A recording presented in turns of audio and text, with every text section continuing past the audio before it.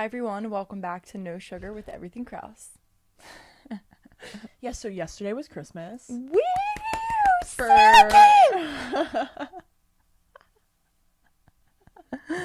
Energy rush. Holy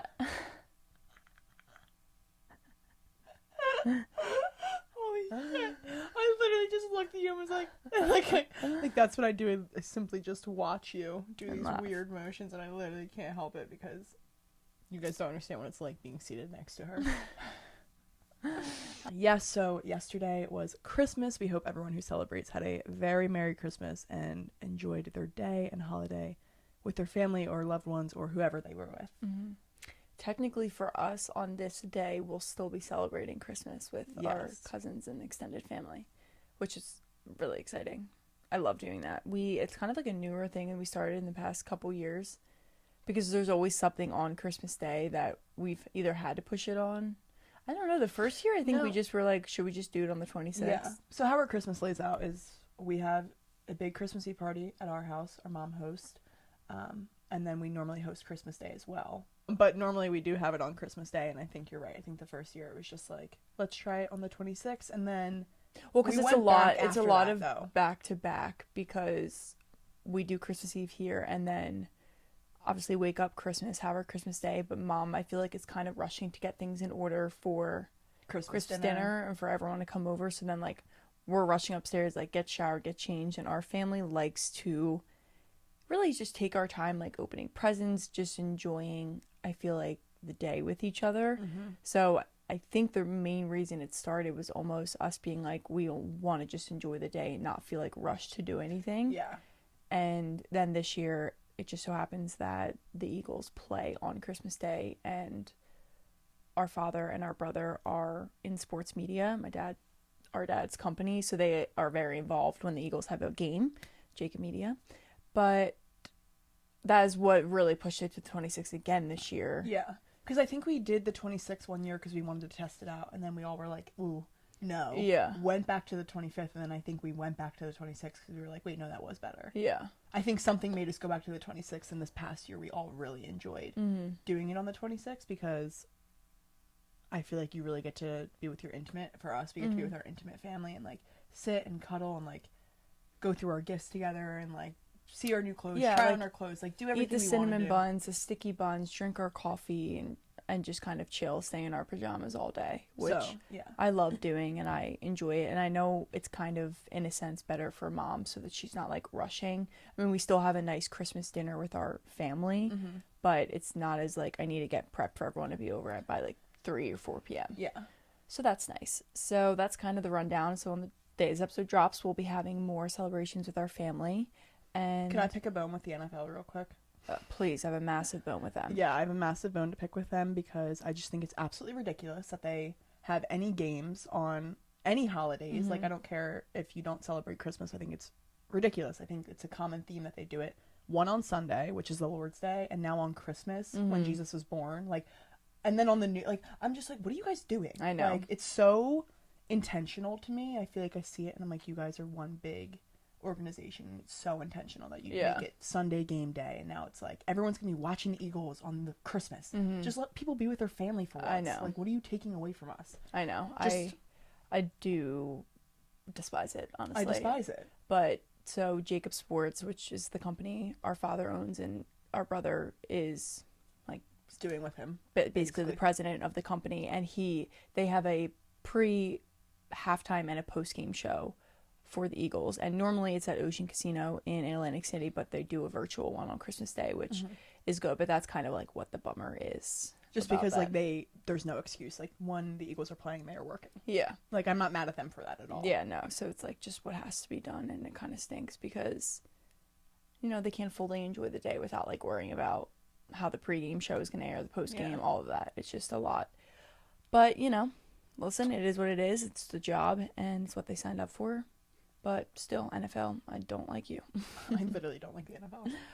But yes, so with all that being said, like as we said, we hope you all had a very Merry Christmas, whoever celebrates.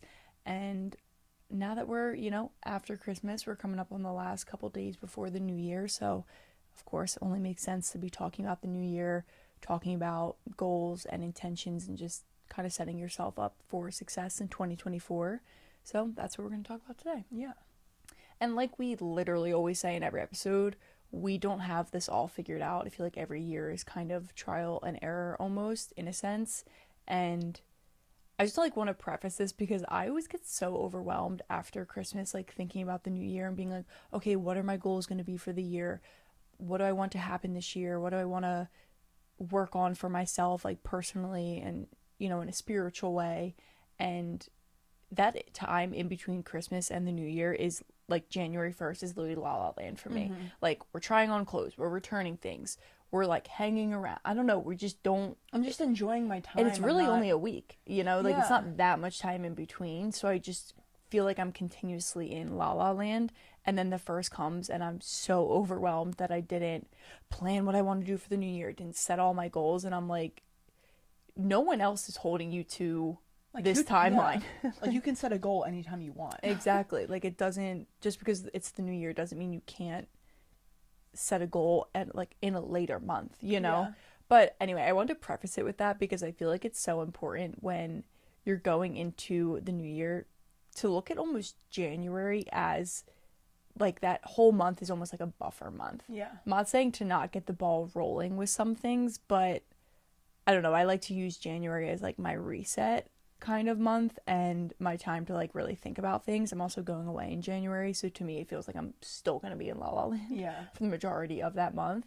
But yeah, I want to preface it with that because I just feel like it's a good reminder that you don't have to have everything figured out by January 1st. Well, and I like that you just said that too, because this will be airing on the 26th, so hopefully those who are listening before the 1st, so that you can kind of have that calmness and that thought in the back of your mind going into it, because it is so true. Like, there's so much pressure on January 1st starts it all. Like, why? Yeah. Literally, why? Like, to me, it's just another day in a new year.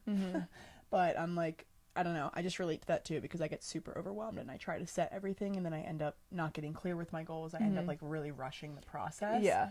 And I don't know. I don't know. I have different goals at different times. Like, I may think of a new goal in February that I want to add, and I can add that. It doesn't always need to be in January. Yeah. I feel like also some things need to be, I don't know, like you need to take more time with certain things. So me thinking about business goals, I don't just want to group it into personal goals and try and like rush through them, because then I'm trying to get to my personal goals and think about them and what actions I can take, all of that.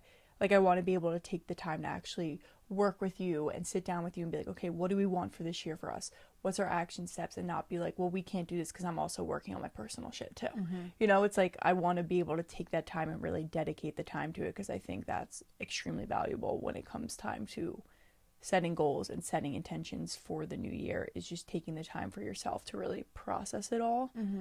And yeah, like almost just use the time in between Christmas and the new year to maybe like reflect on the year before.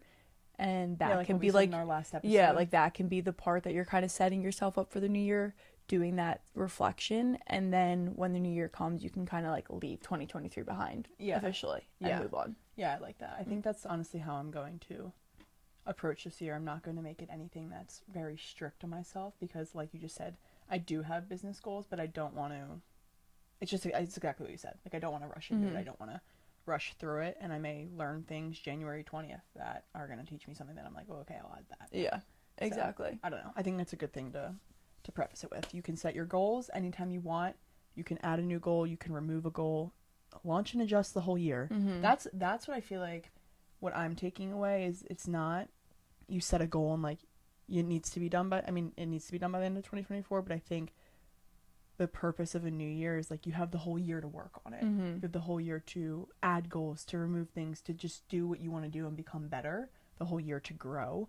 And by the end of 2024, you should be able to look back and say, okay, I grew. That's how I feel. Like, it doesn't feel like sometimes when I set things I need to achieve, like, yes, it holds you accountable, but it also feels like I need, I don't know how to describe it. I just feel like I'm starting to realize that I want to utilize the whole year to grow. Yeah. Like, I've had the most growth this past month for me, the last month of 2023. Yeah. That doesn't mean that it didn't, I don't know what I'm trying to say. Well, it also sometimes, like, if you set a bunch of goals in January, which I'm not saying that you shouldn't do it and that I'm not going to do it, but like, I honestly couldn't tell you, and I know I have it written down in either one of my notebooks or my notes, my goals for 2023. And I feel like I was so consumed by like getting the podcast up and like doing certain things for the podcast that I literally couldn't tell you what some of the other goals I wrote down were. So to me, it feels almost more beneficial to almost set like monthly goals even. And like, I don't know, I just thought of this too. Like each month setting new goals for yourself, not like crazy big ones, even if it's like one new goal, because then you kind of compile, if you set a new goal every month, that's 12 goals for the year. Yeah. Instead of looking at them like all in January and forgetting about like 6 of them. Yeah. Right? No, you know, exactly. like you kind of, I forget about half of them. I don't hold myself accountable because I'm busy focusing on other ones because they all were just jumbled up into one list. And I'm like, my brain doesn't work like that, you know? No, I agree. Like maybe one goal could be, I like that. For me, I think one goal is going to be setting goals each month.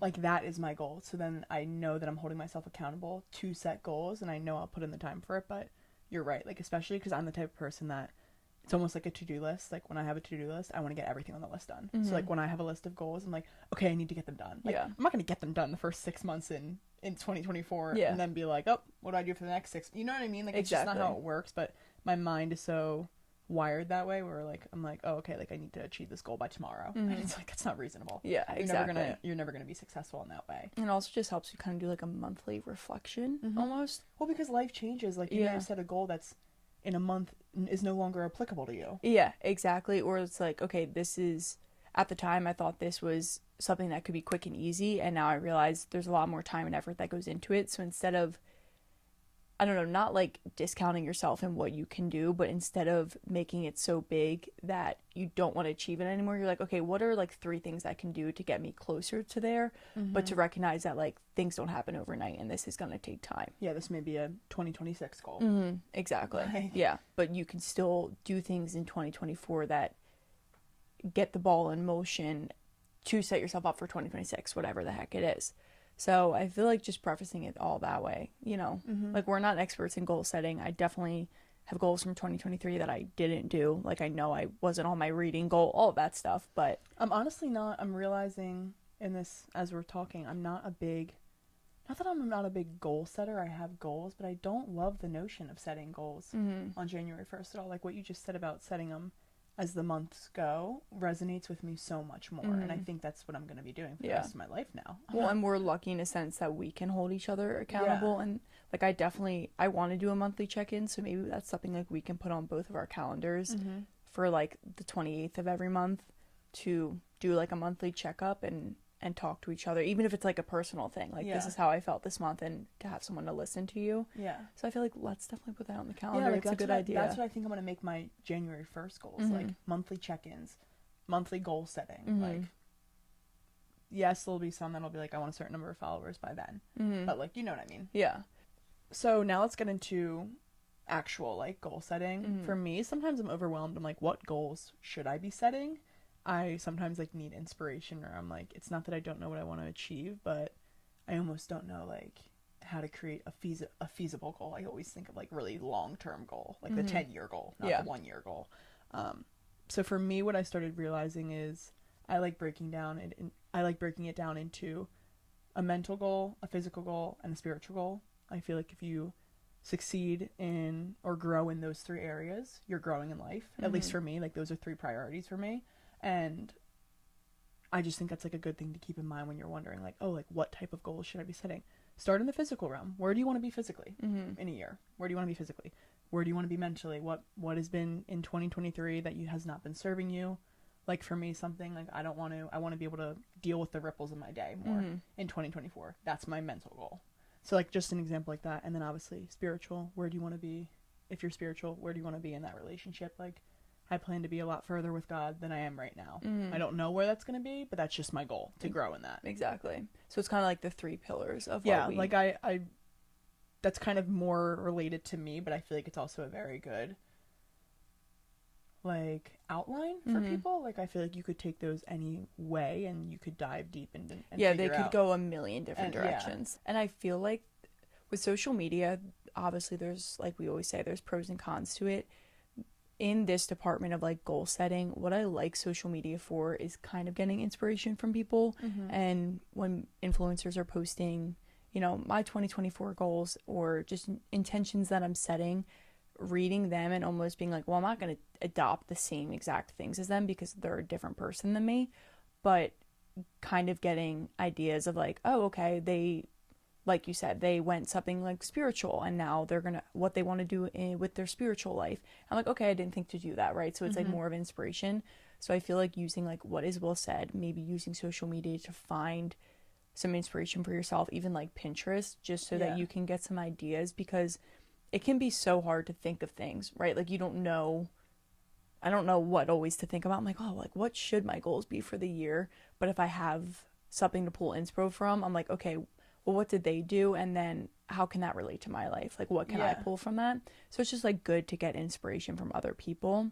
It's important to remember with that too, something about me that, like, if I look at social media for inspo, I used to get really overwhelmed when I saw influencers' goals and be like, shoot, like I should be doing that too. And then I realized how silly that was of me because, like you said, we are all different people. People are at different places in their life. Like someone's spiritual goal may be way further along than I am right now. Their physical goal may be way further than I am right now. So don't use it as like, I need to have that same goal. Like adjust it to your life, adjust accordingly.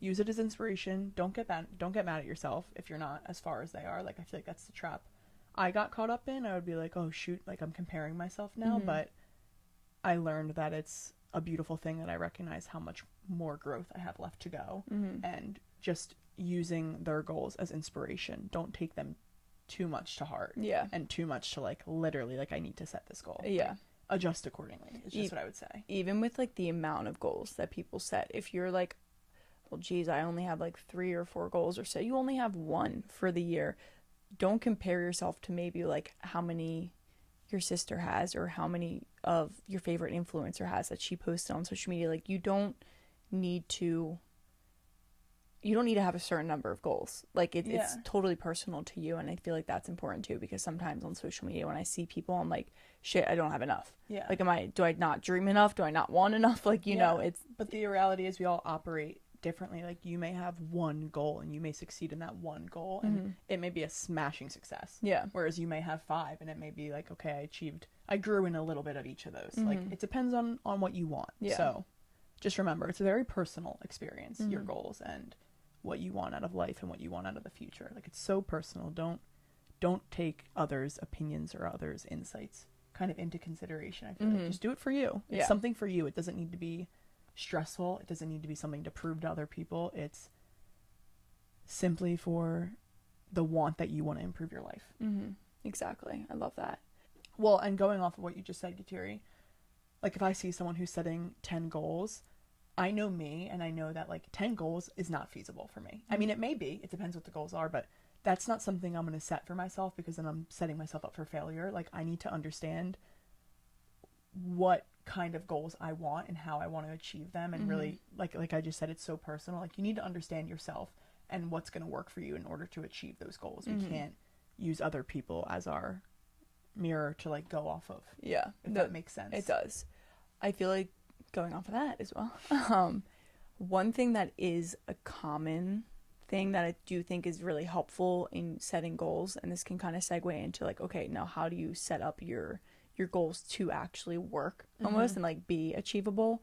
And that's really setting actionable steps that you can take for each goal. So look at like your goal as like your overarching thing, and then a numerous amount of steps to get there, right? Like they can be like super itty bitty steps, but every single one gets you closer and closer to the goal. Because I feel like when you just put a goal down and you have no idea how to get there, you kind of end up just putting it by the wayside, because you're like, well, I don't even know how to approach that. Yeah. But if you really break it down to the nitty gritty, it can start way easier than you think. Yeah. You know, like when we set the goal of like launching a podcast, there's so much that goes into launching a podcast. If we didn't break it down, every little thing that we had to do and kind of like check it off the list, we would have never done it, you know, because it would have just been like, well, I don't even know where to begin, right? But instead it was like, have to get a podcast cover. Like, so we have to take photos.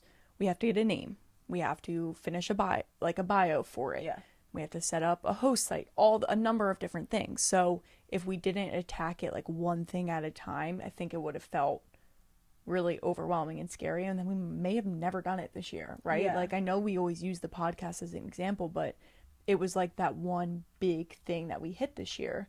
So just making sure you have actionable steps to take and help you get closer to achieving that goal, because that also helps build that confidence that you need. Exactly. And it helps you believe that you are growing closer to the goal. Mm-hmm. I think sometimes it's funny because I think people get actually overwhelmed by when there is more steps to get to the goal. Like when you do break it down, they're like, oh, well, I'm not going to do that. Look, there's 20 things to do. Mm-hmm. But really it makes it so much easier to take it one step at a time. And I think that's the key to achieving goals. It's like one foot in front of the other, and you'll quickly realize that you're at your goal before you even know it. And I used to be that way too. I used to not want to break it down because I would be like, oh, like, look how many things I have to do now. But now, like, with the podcast, I saw like, oh, like, we got really, really specific. Like, take photo, edit photos, make the cover with the photo, like things like that. And I was like, oh, those are all different things. But before I knew it, we had the cover set up for our podcast. Exactly. And I was like, oh, okay, that's one big goal to get our podcast launched. And I just feel like breaking it down into as many steps as you need, whatever kind of person you are. I'm like a 20-step type of girl for one goal.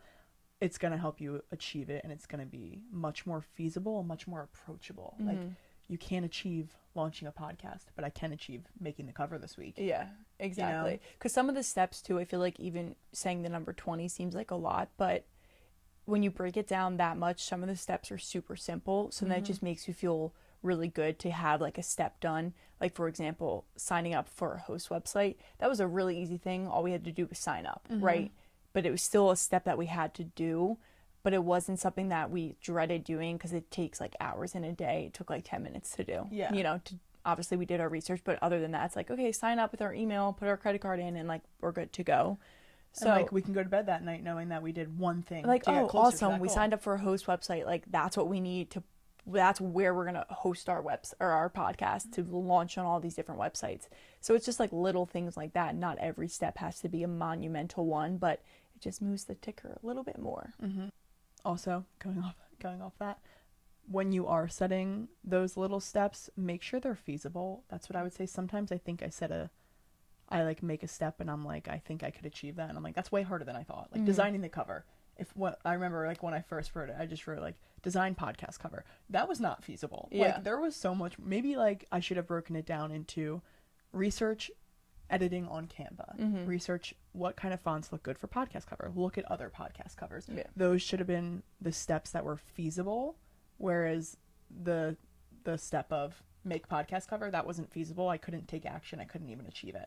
So I don't know if that makes sense. You No, know it what I mean? does. Like, just And make sure they're actions that you know you can take. Otherwise, you're already setting yourself up for failure within the goal. So if you set a goal, that's like a good tip too. If you set a goal and then you make actionable steps and you're wondering like, are these all feasible? If there's one on there that you look at and you're like almost intimidated by it and you don't know how you're going to start that, pretend like that's the main goal and you have to break that one down. Yeah, like break down everything. Yeah, like I've said before, I literally look at things as like a giant web with a bunch of different arrows going off of it or lines going off of it, and it's all leading to one thing, but you have to break down every little thing almost. Yeah. Which I know can be intimidating because you're like, I don't want to spend that much time, but if you really cared about achieving something, you would care about taking the time to do it. Yeah. Like, in that takes time. Like, really focusing on your future and your goals takes time, and if you're not willing to give it the time, then you're never going to have the life that you want. You're never going to achieve the goals. It may not be that important to you. Exactly. Like, if you really are pushing it off that much, like, it's not meant for you. Yeah. No, I like that a lot. Honestly, it's kind of funny because all I'm thinking about right now is my project management class that I took this past quarter, because it was all about like how project managers operate and how they get to their final goal, the final project. And it literally was all, I feel like it showed me how to set goals better. And it's like literally what I'm saying right now is inspiration from that class, because my professor would have us like break down everything into like the tiny steps. Like, if I said this time that it was going to take me 15 minutes and it took me 13 minutes, he was like, well, you should have aimed to make it 13 minutes. Like, why did it not take you 15? Where did those 2 minutes come from that you added on? Like, he just made me get super specific, and the more specific I got, the better and better I did in the class. And I was like, oh wow, like, he just taught me how to get specific, and it was wow, that's awesome. It was really interesting. It was like the one thing I took away from this term. Yeah. Wow, school was applied. School was applied in life. Can't relate. Another thing that I want to touch on, which I feel like is a really awesome thing to take into any new year that you go into, is picking like one word or phrase that feels really good for you and that you want to focus on. So you can have a bunch of different pillars of goals that you want to have, but they should all kind of lead back to the word in a sense. So for example, my word for 2023 was align. So no matter what area I was focusing on, I wanted to feel aligned with whatever I was doing. I wanted my job to feel in alignment with my goals and my passions, and I wanted my physical health to be in alignment with what I wanted, right? Like I just wanted everything to line up and feel really good, because if it wasn't feeling good, I didn't want it in my life anymore.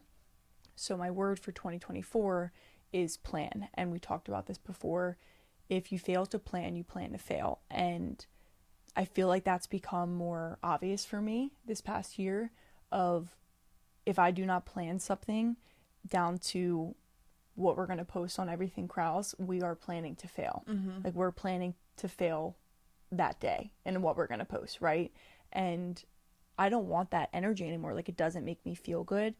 And the times that I have planned something in advance, or we've talked it out, or I've planned what my week at the gym was going to look like, I have succeeded. So that's going to be my word for 2024. I like that. I think it may be my word too. I could see that because I think we had different 2023 words. I'll get into my 2023 word, but I think both of our words for 2023 got us to the point to be able to plan. Like I wouldn't have been able to set 2023 as my plan goal. I wasn't at the planning stage yet. Yeah. And right now I feel like the next chapter of my life is really planning. Like I'm mentally, spiritually, and physically where I want to be, well, not obviously I'm always growing, but right now to be able to take the steps now to be able to plan what I want for my future. So I think that's my word for 2024 too. Yeah. I would agree with that. It feels right. I feel ready for it. And I just feel like our family's very kind of go with the flow. Like we'll figure out what we're doing the next day, or like going on a trip 2 days before. And that's just like in our nature to do. I remember when I started dating Tyler, he like couldn't believe that we had booked flights to Naples or something like 2 days before we flew out. And I'm like, oh, that's just like how my family is. Like we don't overthink it. We don't plan too much ahead. But now that there's different aspects of our life, it's like Joseph's married, I'm in a serious relationship, Xander's in, like all these things. I'm like, well, we need a plan so we can plan time together, like all this stuff. I'm like, I kind of want to nip that in the butt. Like I don't want to be known as like someone who can't plan things. Yeah. Because you're being harsh. I think you should just be giving yourself more credit. Like no, you definitely are a planner. No, I am, but sometimes I don't. There's just some things that I feel that I'm like, I don't need to add stress to plan that. I'm okay with going with the flow. Like realistically, yes, we should plan our flights maybe a little bit more in advance. I've learned that. Like that's dumb of us. Why did we not take action? But there's also some things that I'm like, yeah, I like the spontaneity. Yeah, there's got to be a balance, I think, with it, of not like over planning every little thing. Like that'll never be me, but being able to like, okay, I know this week I'm going to see Tyler X amount of times, or these dates. Like it's just little things like that. I'm like that could be a little more known. Like I could make that a little more of a serious thing. And I think it's funny too hearing this, because like I'm so okay with just having not that I don't want to plan. Like I'm trying to get better at planning, but like for me, like I'm like, oh my god, like you have Tyler in your life that like is the planner. Great. Yeah. Great. As long as someone's there planning it, like okay, that's fine. I'm good with that. I mean, maybe I shouldn't put all the weight on someone to plan it, but like I just love a planner in my life. And I'll bring the fun. Well, maybe I'll be the planner. Anyway, that's funny. Yeah. So that's just my word, and I feel like it really can apply to all the different aspects of life as well, because yeah, it can. Well, it's that line that you say is so applicable in every aspect. Like if you don't plan, you plan to fail. Literally in everything. If you don't plan your gym workout for the next day, are you gonna realistically get up and go to the gym? Maybe not. You're gonna be successful in the gym. Like the days I don't plan exactly what I'm doing when I go to the gym, I feel like a lost puppy in there. And I'm like, that was the worst workout ever because I didn't plan it. So I failed. In my mind, I failed the workout. Yeah, and in reality, if you took the extra 10 minutes to put in the work for the plan, the rest of your day, everything else would go seamless. Mm-hmm. Like, you're setting yourself up for success. That's what planning is. Don't dread it. It's think of it as an actionable step to ensure success. It's true. Exactly. That's what I'm going to try to remind myself every time I'm like avoiding planning something. So for 2023, I would say my word, it's kind of a big word and it's overarching, is growth, which is like what everyone probably says. But for me, it's a little bit different. I think I grew in a lot and I learned how to grow. That's what I mean. Like I learned what areas I needed to grow in. I learned how to think about growth in them, how to change my mindset, how to fall back from that and then keep going. Like it was just it was a consistent year of always growing for me, always learning and always wanting to improve. And I grew, like for me, I grew a lot in self-love, particularly in 2023. I feel like I really found out who I was to a core. I got to know myself, and I've always sat with myself. I've always known myself, but in this year in particular, like I became so confident in who I was because I was like, this is who I am. And I just grew in every area of my life. I feel like every day felt like it was a new realization, a new lesson learned. Particularly for 2023, I feel like I really grew in self-love. I didn't want self-love to be my word because I grew in so many aspects, but that was the biggest area of my life where I felt growth because I just became confident in who I was to my core. Like I feel like I really got to know not just what I like and not just what my passions are, but like what makes me me. Like I sat with myself and was like, why do I think that way about this? Why does this trigger me? What is this doing? Like I really got to know the why behind everything that I do in my life, and it just fostered this love for myself and appreciation for how my mind works. Like I appreciate my anxiety. It makes me who I am. It helps me think so deeply about certain things. It's the reason I was able to grow so much this year. Like I just really learned to love every aspect about myself, and I wouldn't have gotten there without growth. So that's my 2023 word, it feels like. And that's why I feel ready to be able to plan, because I feel like I got to know myself to a point where I'm like, okay, I'm good on myself. Now I'm ready to plan my future. Yeah, like you know how you operate a little bit more and are more understanding of it. Yeah. And like you said, like you know setting 10 goals isn't going to work for you because you know that's not who you are as a type of person. Yeah. And I've learned to be okay with that. Yeah, like last year okay. I would have been like, why can't I do that? Like why am I not a 10 goal person? Now I'm like, I operate how I operate. That's like not me, you know. Yeah, exactly. So yeah, I feel like just finding like a word that resonates with you.